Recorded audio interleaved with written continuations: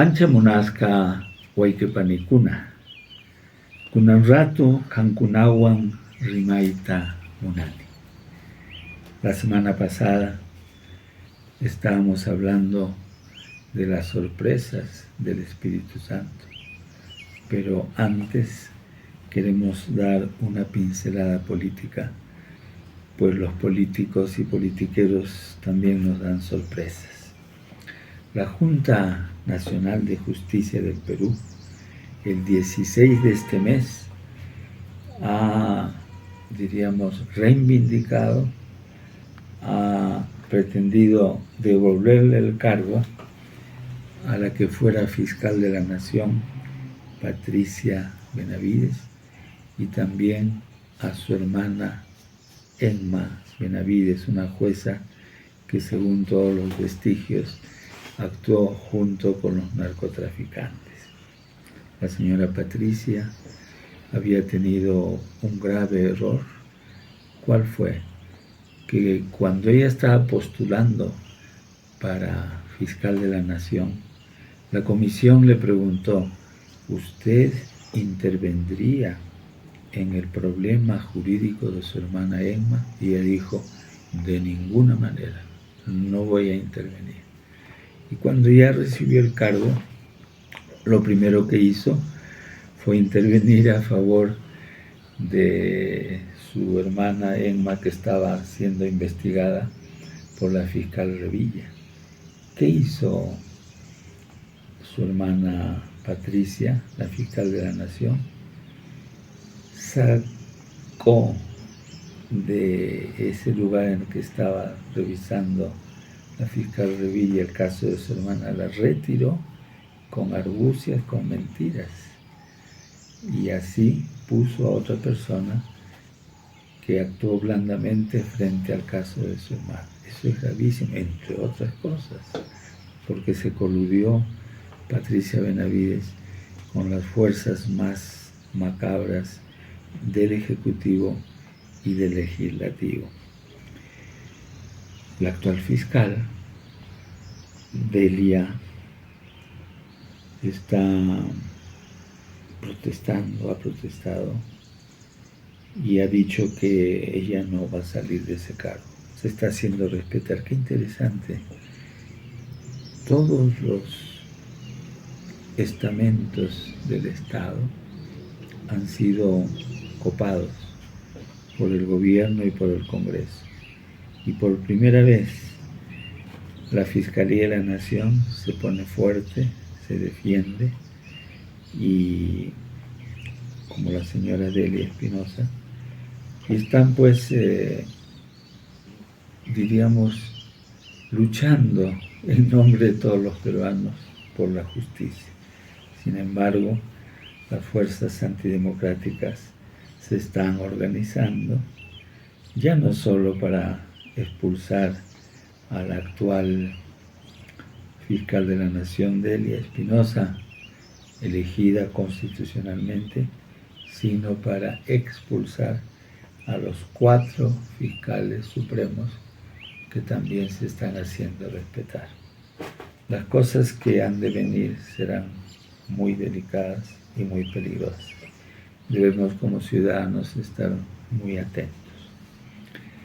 Vamos a leer un pequeño texto de aquella mañana en que el Espíritu Santo inundó la faz de la tierra, concretamente Jerusalén, como una segunda parte, porque en la primera parte habíamos dicho cómo fue esa llegada, diríamos, y en la segunda había sorprendido, fortalecido a los apóstoles, incluso les quitó el miedo.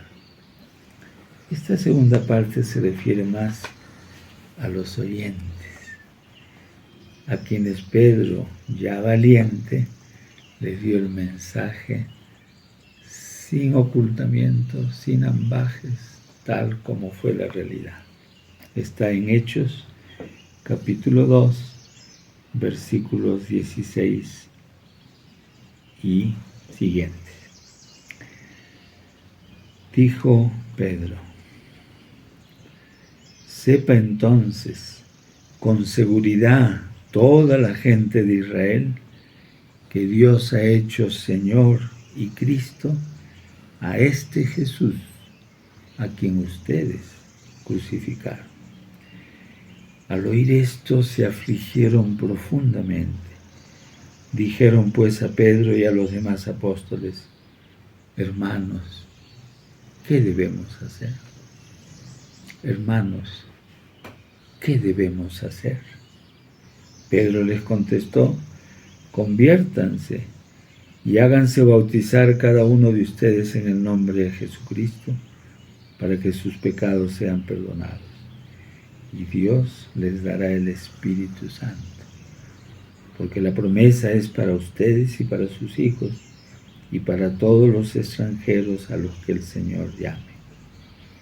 Con muchas otras palabras, Pedro daba testimonio y los animaba: sálvense de esta generación descarriada. Los que creyeron fueron bautizados y ese día se les unieron alrededor de 3,000 personas. Luego habla de la primera comunidad.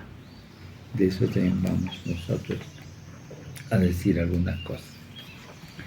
Vemos pues entonces, en primer lugar, que la pregunta que hicieron esas personas que escucharon la predicación de Pedro fue una pregunta válida, acorde con lo que sabemos de Dios. Y en la Biblia está clarísimo: Dios no es el Dios de las palabras, no es el Dios de las tradiciones, aunque hay tradición y hay palabras. Es el Dios de la acción, del compromiso. En una palabra, el Dios del amor. Por eso ellos se preguntaron, o les preguntaron a los apóstoles: ¿qué debemos hacer? Y hoy nos seguimos preguntando. Cuando nos preguntamos auténticamente ¿qué debemos hacer?, entonces se dan como dos encuentros. Nos encontramos con Dios, con el Dios de la acción, del cambio, del compromiso, de la solidaridad. Y nos encontramos con las personas, con nuestro prójimo, que están ávidos de que podamos, como creyentes, tener una actitud positiva, una actitud también solidaria para con las personas que sufren. Y aquí vemos el ejemplo clarísimo sobre la comunidad, es decir, como ya hubo conversiones y muchos se hicieron cristianos y se bautizaron, entonces ya empezaron a formar pues la primera comunidad cristiana. Le voy a leer un par de versos, Hechos capítulo 2, del 42 al 47. Acudían asiduamente a la enseñanza de los apóstoles. La palabra es importante, pero luego viene a la convivencia, la acción, a la fracción del pan y las oraciones. Toda la gente estaba asombrada ya que se multiplicaban los prodigios y milagros hechos por los apóstoles en Jerusalén. Acá viene el actuar. Todos los creyentes vivían unidos y compartían todo cuanto tenían. Vendían sus bienes y propiedades y se repartían de acuerdo a lo que cada uno de ellos necesitaba. Entonces, la primera comunidad, que rezaba mucho, que tenía la fracción del pan, que es la misa actual, la comunión, se preocupaba de la convivencia entre ellos y sentía como una exigencia de Dios, de Jesús, del Espíritu Santo, no permitir que hubiera pobres en esa comunidad, es decir, practicar la igualdad en la comunidad. Esto es muy importante porque con el tiempo se ha distorsionado el cristianismo y se ha hecho creer de que ser cristiano es ser un buen rezador, ir a la misa los domingos, tener sus devociones, participar de las procesiones y tantas cosas que se dan, que son buenas. Pero ahí se queda el cristianismo. Les he contado varias veces que había una señora en Lima que era muy devota. Ella tenía su empleada que cocinaba, etcétera, le ayudaba en la casa. Y la señora se iba los domingos temprano a la misa.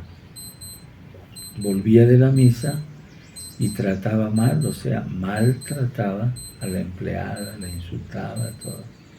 Y entonces uno se pregunta, ¿dónde está pues la acción o la coherencia? ¿Se separa la oración de la acción? No, la oración y la acción tienen que ir juntas. Una tiene que ser expresión auténtica de la otra. Pasaron los siglos y se vio pues ya en el siglo XX que realmente había muchas distorsiones en la Iglesia. Y el Concilio Vaticano II fue un llamado para volver a esa acción motivada por el Espíritu Santo. Una iglesia servidora, una iglesia hermana y madre, no una iglesia que juzga, que maltrata, que condena. Una iglesia, por decir, que haga las paces con la humanidad, porque en los siglos anteriores había aparecido como castigadora. Esto no le ha gustado a un grupo de cristianos, no están de acuerdo.